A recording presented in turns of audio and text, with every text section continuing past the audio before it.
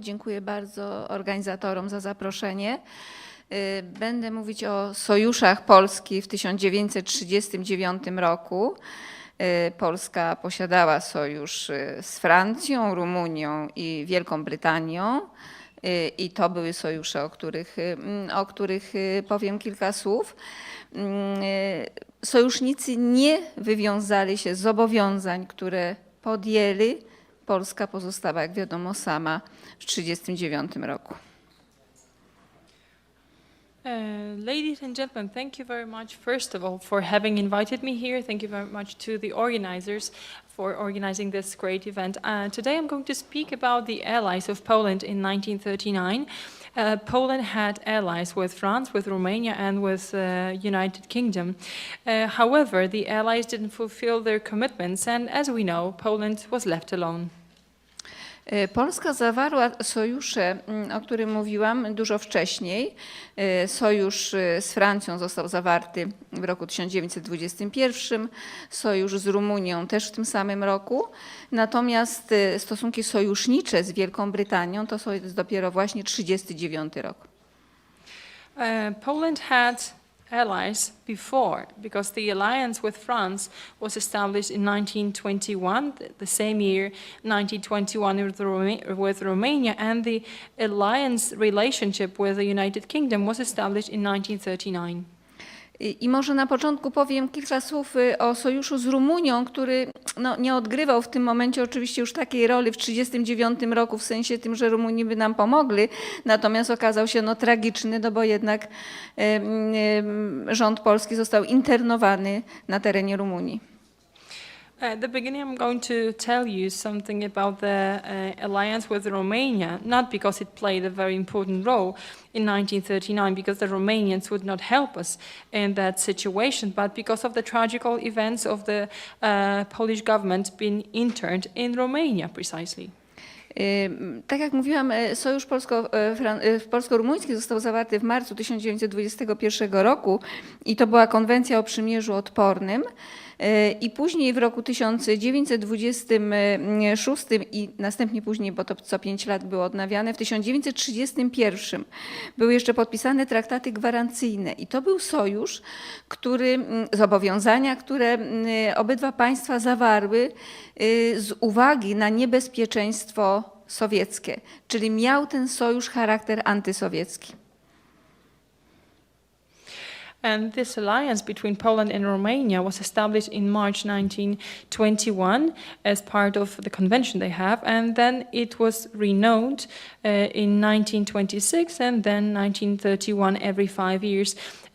There were guarantee treaties that guaranteed the alliances of Poland with Romania, and why that happened, it was because they wanted to protect themselves against the Soviet Union. So it was an anti-Soviet treaty or alliance that was made. Można właściwie powiedzieć, że to strona polska przywiązywała dużo większe nawet starania czyniła, żeby ten sojusz rzeczywiście funkcjonował. Natomiast rzeczywiście były bardzo duże problemy wynikające właśnie ze stosunków rumuńsko-sowieckich, jak i później w latach 30. ogromnych już nacisków niemieckich na Rumunów, na Rumunię. I finałem tego rzeczywiście był moment, kiedy władze polskie zostały w Rumunii internowane. We might say that Poland did much more and put much more effort into this alliance with Romania because of the relationships between Romania and the Soviet Union. And then in the 30s, the Germans executed a lot of pressure on the Romanians. And then as a consequence of all that, the Polish authorities were interned in Romania. Tak już na zakończenie, że jeżeli chodzi tutaj o Rumunię, to tylko dodam, że był to i protokół polityczny i konwencja wojskowa, jeżeli chodzi o sojusz z Rumunią. Czyli powinien zadziałać, kiedy by nas państwo sowieckie zaatakowało. Ale w związku z tym, że ten sojusz był już bardzo słabiutki w 1939 roku, a Rumunia internowała rząd polski, a później wkroczenie Związku Sowieckiego, agresja Związku Sowieckiego na ziemię polskie i tak uczyniła ten sojusz martwy. To finish with the Romanian alliance, I would like to say that, of course, there were some political protocols and military conventions that were in place, but that was prepared just in case if the Soviet Union attacked. However, the alliance in 1939 was weak, and then the Romanians interned the Polish authorities in Romania, and then the aggression, and it all ended up in finishing this alliance. Natomiast w 1939 roku ze względu i najpierw na zagrożenie niemieckie, a później już na agresję niemiecką na Polskę, bardzo istotne były umowy, zobowiązania i sojusze, które mieliśmy z Francją i Wielką Brytanią i one właściwie odgrywały w sensie też tutaj międzynarodowym właśnie w sierpniu czy we wrześniu 1939 roku miały odegrać kluczową rolę. What was very important was the moment of the aggression on Poland in 1939, and we had those alliances with France and with Great Britain that were going to protect us in September of 1939. Sojusz z Francją został podpisany w lutym 1921 roku. Też był protokół polityczny i tajna konwencja wojskowa.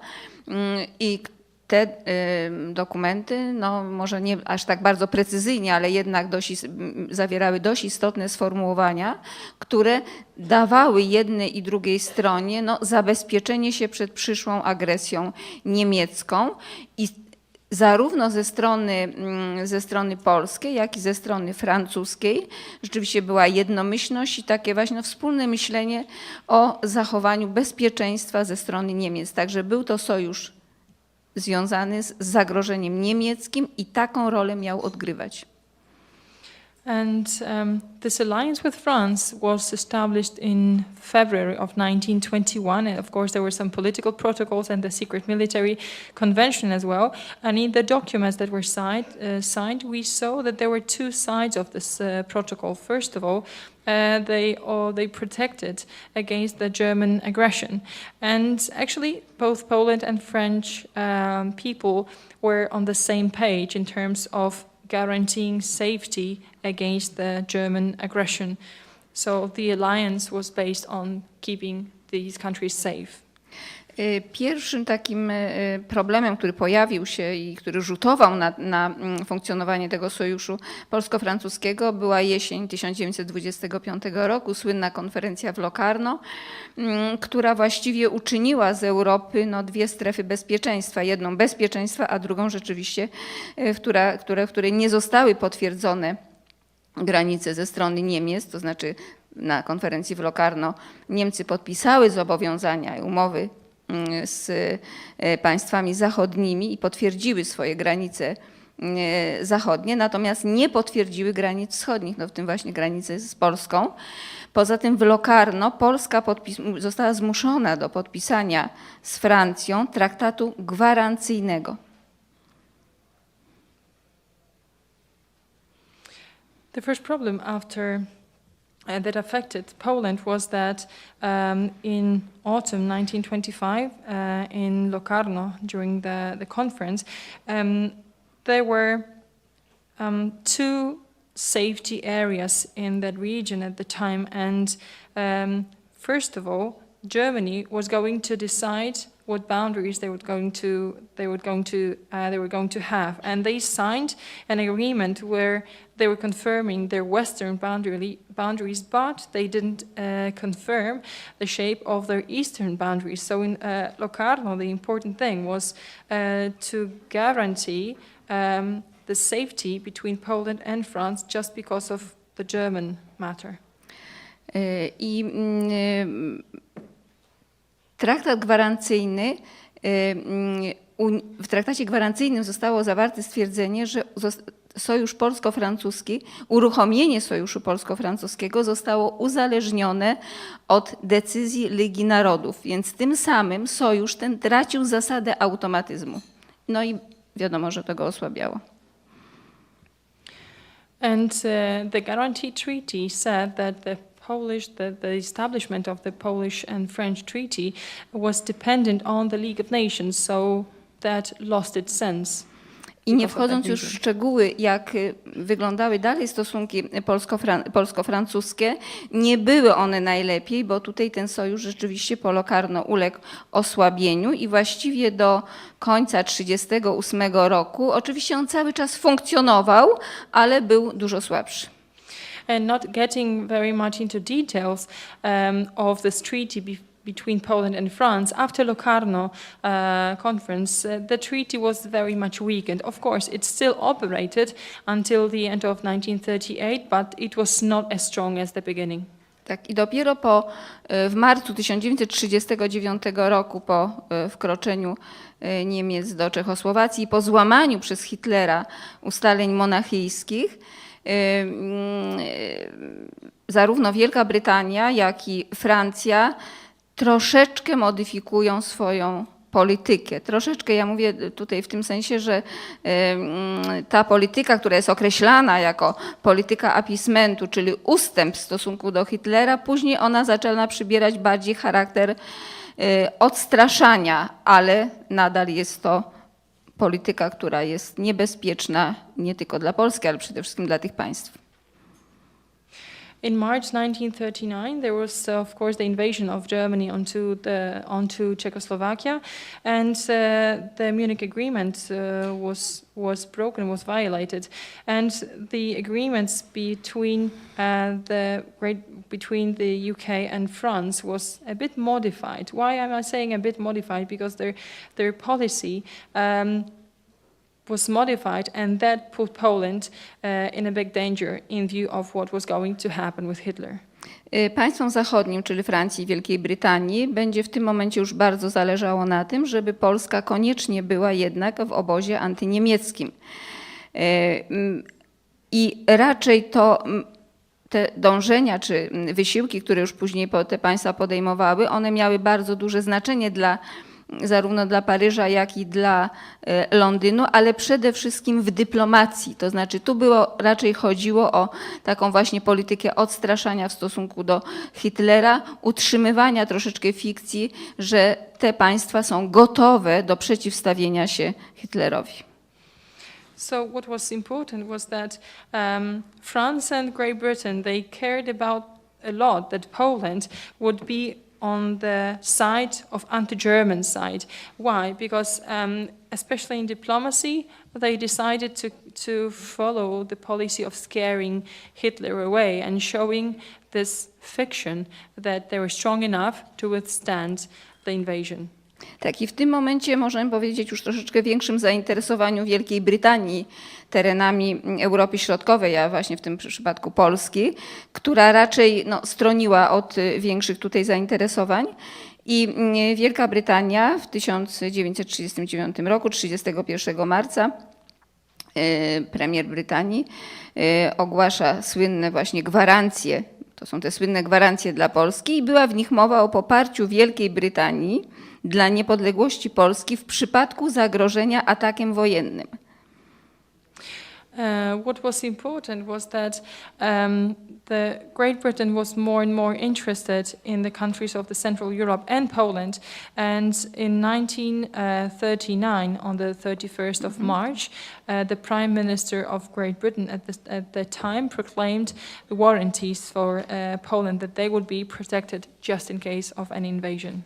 Gwarancje nie określały potencjalnego agresora, ale ani nie poruszały kwestii integralności terytorialnej Polski. Stanowiły dla Polski ważny rodzaj zabezpieczenia dyplomatycznego jedynie w obliczu niemieckiego zagrożenia. These warranties didn't state who would be the aggressor, and they didn't state the territorial integrity of the state of Poland. They were just diplomatic warranties that were not very much practical.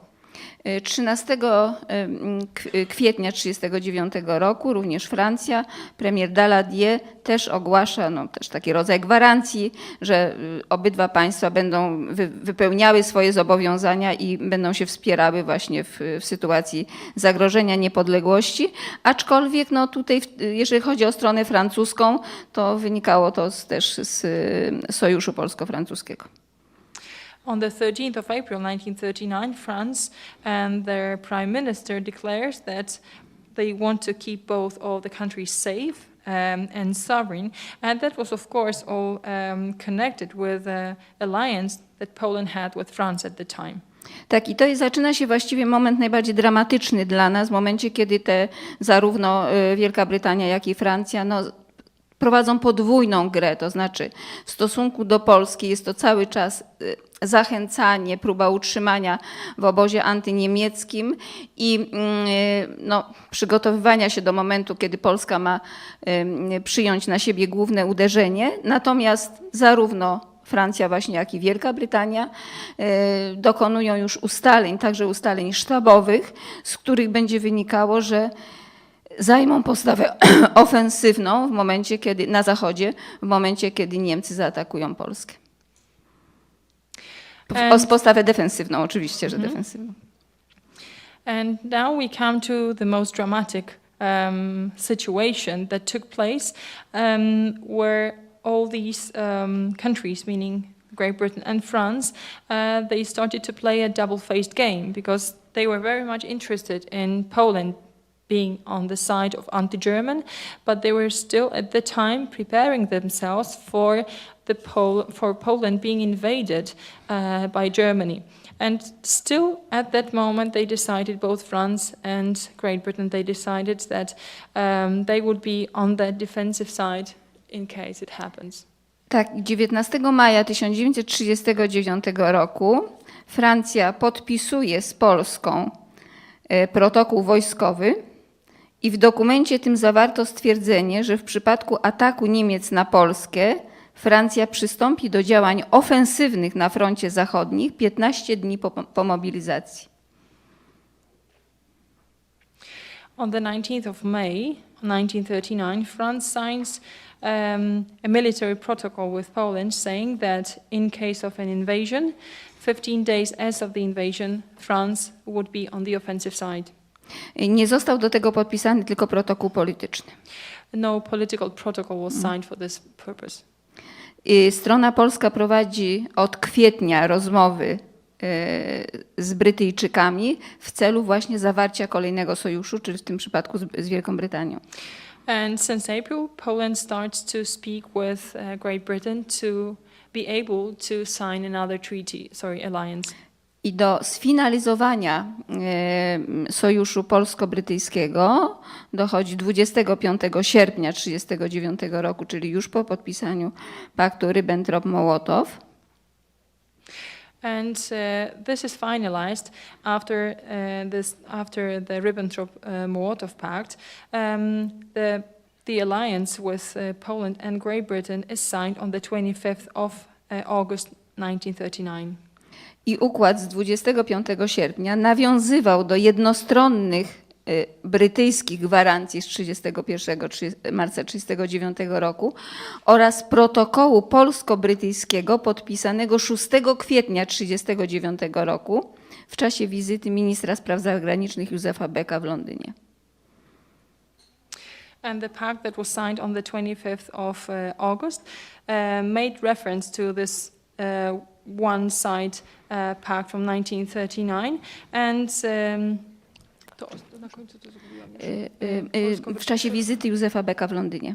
And there was the visit of Józef Beck in Berlin on the 6th of April 1939, where Poles signed an alliance with British.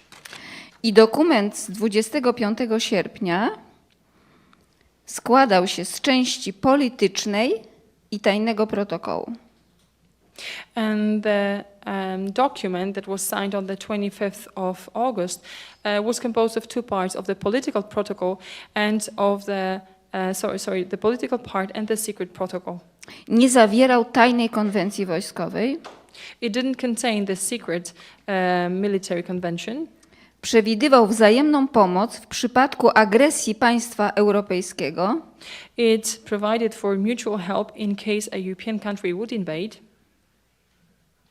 W dokumencie tym zawarto nie tylko zobowiązania dotyczące agresji bezpośredniej, ale także pośredniej.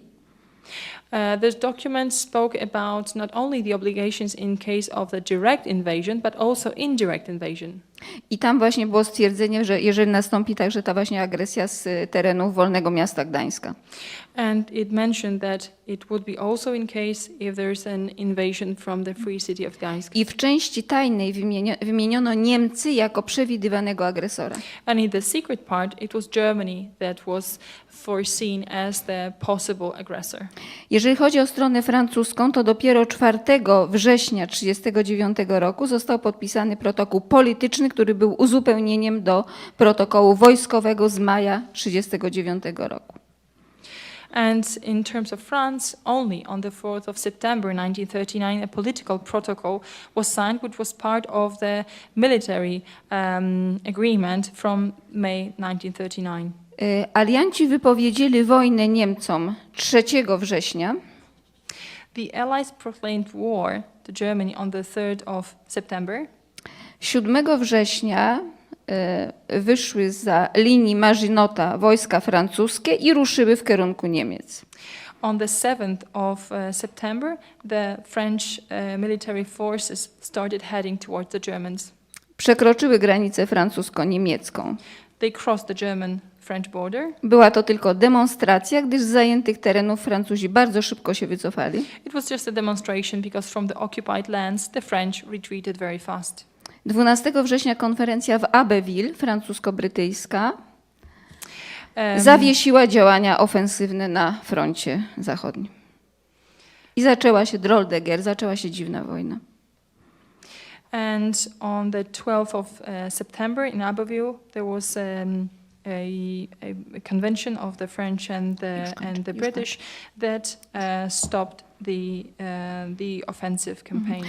I kończąc, należy podkreślić, i to mocno, że aktywność i działania polskiej dyplomacji, jedyne co udało się zrobić, co można było w tak dramatycznej sytuacji zrobić, że jednak konflikt polsko-niemiecki stał się konfliktem międzynarodowym i aczkolwiek krytycznie, ale do tego podchodzimy, ale alianci wypowiedzieli wojnę Niemcom. Natomiast reszta zobowiązań, które podpisała Francja i Wielka Brytania, nie zostały wypełnione. Polska została sama. Umowy międzynarodowe, które podpisano, zostały zlekceważone, tak możemy to powiedzieć. What I would like to underline very strongly is that the Polish diplomacy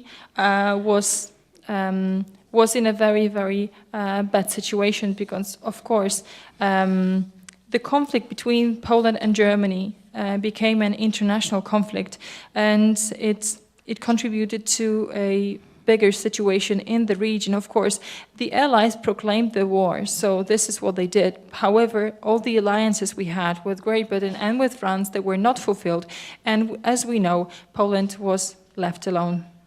Takie ostatnie zdanie, że jest to w pewnym sensie ewenement, że tutaj zostało, że tak zachowały się państwa zachodnie i absolutnie było to pokłosie polityki błędnej w stosunku do Hitlera i właściwie przyczynienie się do załamania systemu międzynarodowego, które te mocarstwa współtworzyły w okresie konferencji paryskiej, czyli mówię tu o Francji i Wielkiej Brytanii. Dziękuję.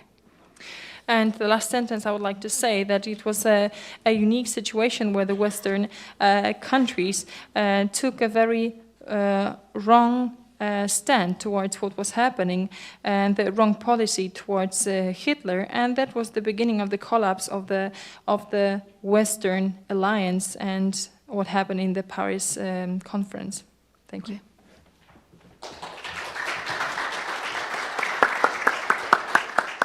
Thank you, Professor Gmurczyk Wrońska.